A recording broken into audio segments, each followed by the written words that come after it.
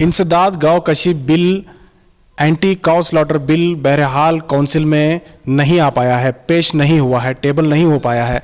ये एक अच्छी खबर इसलिए भी है कि जेडीएस और कांग्रेस ने इत्तेहाद का मुजाहरा किया और इसकी पुरजोर मुखालिफत की, इसी वजह से ये टेबल नहीं हो पाया है। बहरहाल आगे आने वाले दिनों में क्या हो सकता है, इस पर बात करने के लिए और ख़ास इस वक्त हमारे साथ मौजूद हैं कर्नाटक की वाहिद मुस्लिम खातून एमएलए कनीज़ फातिमा। कनीज़ फातिमा, आप लगातार इस मामले में देखते रही हैं, किस तरह से विधानसभा में ये बिल पास हुई, उस वक्त कांग्रेस की तादाद क्या थी? उस दिन क्योंकि ये जो बिल लाया गया कैटल स्लॉटर का, ये तो एजेंडे में नहीं था ये बिल, और ना डिस्कशन के लिए लाया गया असेंबली में, तो इसीलिए किसी को मालूम भी नहीं था। हम लोग खुद 5 साढ़े 5 तक वहाँ पे थे असेंबली में। उसके बाद हम लोग बाहर आए, वो लोग अचानक ही ये बिल ला के 7 साढ़े 7 के करीब ये लोग बिल पास कर लिए उसमें। तो इसमें कांग्रेस के बहुत कम लोग एमएलएस थे, क्योंकि कोविड भी चल रहा है, इसीलिए थोड़ा कम लोग थे। तादाद तो वैसे पूरे सेशन में कम रही है, क्योंकि पंचायत इलेक्शंस के लिए भी कैनवसिंग के लिए लीडर्स गए थे, बीजेपी के एमएलएस भी कम थे। लेकिन ये जो प्रोसेस था बगैर एजेंडे में लाए, ये कहाँ तक सही है? बिल्कुल सही है, ये एजेंडे में नहीं थी, बिल्कुल भी ये एजेंडे में नहीं था ये पे काउ स्लॉटर का। अचानक ही ये लोग लाके अपना बिल पास कर लिए, गैर कानूनी बिल पास कर लिए हैं ये लोग। क्योंकि अगर डिस्कशन को लाते तो सिद्धरामैया साहब तो बात करते थे, बहस कर सकते थे, लेकिन ये लोग लाए नहीं इसमें एजेंडे में, अचानक ही लाकर ये बिल पास कर लिए लोग। लेकिन एक अच्छी खबर ये भी है कि इस काले कानून को जो है काउंसिल में पेश नहीं किया गया, इसकी वजह क्या रही? काउंसिल में हमारी मेजॉरिटी थी, जेडीएस और कांग्रेस मिलके मेजॉरिटी थी, इसीलिए ये लोग वहाँ पे नहीं पेश कर सके बिल। तो आइंदा भी अब कुछ काउंसिल रखने का ये लोगों का इरादा है, उसमें क्या होता देखेंगे। लेकिन हम लोग तो मुखालिफत करेंगे ये बिल की। आप देखें उस दिन भी फ्रीडम पार्क में हम सब सिद्धरामैया साहब पूरे एमएलएस मिल के वहाँ जाके वहाँ पे भी प्रोटेस्ट करें हम लोग। आपकी सीएलपी मीटिंग हुई थी उस दिन जो प्रोटेस्ट हुआ था, तो सीएलपी मीटिंग में क्या डिस्कशन हुआ? सीएलपी मीटिंग में ये डिस्कस हुआ कि ये ना हिंदूज़ का है ना मुस्लिम्स का है, ये किसानों के ख़िलाफ़ है, ये सीधा सीधा गरीबों के ख़िलाफ़ है। क्योंकि पहले ही किसान परेशान हैं, ऊपर से ये लाके ये लोगों को और परेशान कर रहे हैं। अब इसके बाद जो बेरोज़गारी बढ़ेगी उसका क्या है बोलिए, क्योंकि बीजेपी की हुकूमत में सब में ज़्यादा एक्सपोर्ट बीफ होता है यहाँ से। बीजेपी की गवर्नमेंट जब से आई है बीफ एक्सपोर्ट बहुत बढ़ गया है। तो ये दूसरे किसानों को किस तरह से नुकसान है? लेदर इंडस्ट्री है या शुगर फैक्ट्रीज़ में हड्डी का इस्तेमाल होता है, ये क्या कितना बड़ा नुकसान हो सकता है इकोनॉमी के लिए?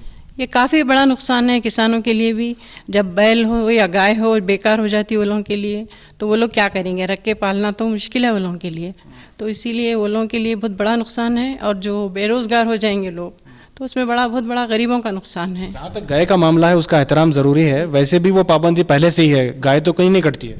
जी जी, गाय के लिए हम खुद भी नहीं वो कर रहे हैं, ये सिर्फ गाय के अलावा जो भी जानवर है उसके लिए हम लोग प्रोटेस्ट कर रहे हैं।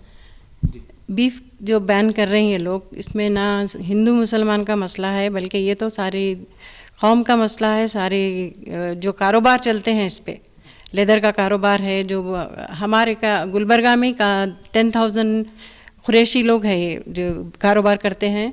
तो इसीलिए ये लोगों के लिए हम लड़ेंगे, इसमें असेंबली में लड़ेंगे, अपर हाउस में लड़ेंगे। ये लोगों के लिए ये बिल नहीं पास होगा इंशाल्लाह ताला। हम ये बराबर कोशिश करते रहेंगे कि ये बिल पास नहीं होने देंगे हम लोग। किसानों को डरने की ज़रूरत नहीं है, ना ये हमारे कुरैशियों को, किसी को भी डरने की ज़रूरत नहीं है। इंशाल्लाह ताला हम ये बिल रोक के रहेंगे। तो उसके अलावा एक सवाल है इससे हटके कि लीडरशिप जो है किस तरह से मजबूत हो सकती है? लोगों में अक्सर देखा जा रहा है और महसूस किया जा रहा है कि मुस्लिम लीडरशिप बहुत डाउन हो रही है, कहीं पे नुमाइंदगी बहुत कम मिल रही है। महज 7 एमएलए हैं, आने वाले दिनों में उसका जो है जो रेशो है वो और गिरने की इम्कानात हैं। इख्तलाफात मुसलमानों में ज़्यादा पाए जाते हैं। इस ताल्लुक़ से आप क्या महसूस कर रही हैं एज ए एमएलए? हमारे लोगों को अपने लीडर्स को मजबूत करना चाहिए। जहाँ तक लीडरशिप का सवाल है, लीडर अब जितने भी आपके आगे लीडर्स हैं वो लोगों को मजबूत, उनके खिलाफ बोलने के बजाय उनको मजबूत करने की ज़्यादा ज़रूरत है। आजकल लोग नाराज़ हो जाते हैं छोटी छोटी चीज़ों से, कभी फ़ोन नहीं उठाए तो नाराज़ हो गए? हाँ, ये बिल्कुल होता है क्योंकि कभी बिज़ी रहते हैं हम लोग तो फ़ोन नहीं उठा सकते। हालांकि मैं जब भी फ़ोन अगर नहीं उठाई किसी का तो मैं कॉल बैक करती हूँ बराबर। तो ये छोटी छोटी चीज़ों पे नाराज़गी चलते रहती है तो होते रहता है। लेकिन आपसे बहुत सारी उम्मीदें वाबिस्ता हैं लोगों के, क्योंकि क़मरुल इस्लाम को जो नाम है, जो उनका काम है, वो आज भी याद किया जाता है।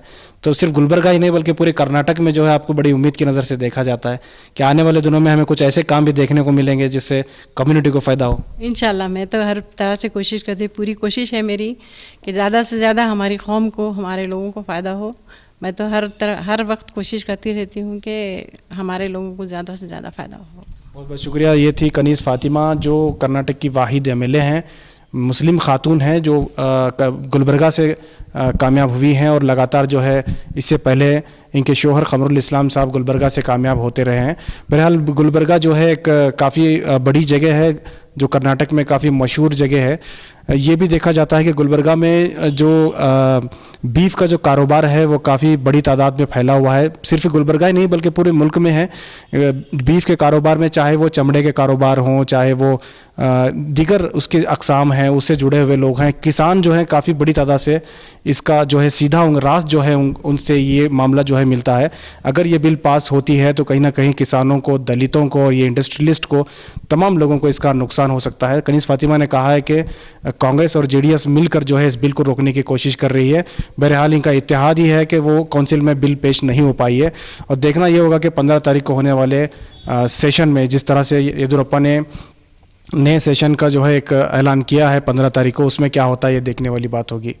कैमरा पर्सन समीर के साथ शाहिद काजी, बेंगलुरु।